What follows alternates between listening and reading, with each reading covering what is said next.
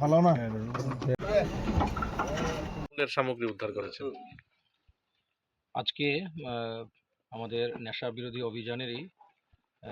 অভিযানে আমবাসা পুলিশের হাতে একটা ভালো সাফল্য আসে। পুলিশের কাছে গোপন সূত্রে একটা খবর ছিল যে MZ নাম্বারের সাদা বোলেরো গাড়ি করে ভালো পরিমাণের কন্ট্রাব্যান্ড আইটেমস আগরতলার দিকে ঢুকছে আমবাসা হয়ে। তো সেই অনুসারে আমাদের পুলিশ অফিসাররা বুথ পেতে বসে থাকে। তো উপনগর নাকা পয়েন্টে আসার পরে গাড়িটাকে আমরা সাকসেসফুলি ডিটেন করতে পেরেছি।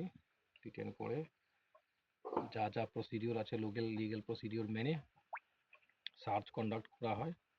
তো সার্চ করে আমরা পেয়েছি টোটাল 137টা পাউচ, যেটা সাবান কেস মানে সোপ কেসের মতো কেসে রাখা ছিল।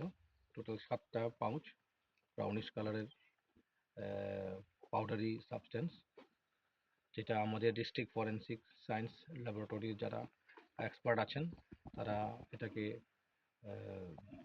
ব্রাউন সুগার হেরোইন বলে প্রিলিমিনারিলি অ্যাসার্টেন করেছেন। আর সঙ্গে আরও 10,000 ইয়াবা ট্যাবলেটস আমরা একই সাথে একই গাড়ি থেকে আমরা উদ্ধার করেছি। তো এটাই আনুমানিক বাজার মূল্য যদি দেখা হয় তাহলে 2.5 crore হবে, বোথ ইয়াবা ট্যাবলেটস এবং এই যে হেরোইন। সঙ্গে কি কাউকে গ্রেপ্তার করা হয়েছে?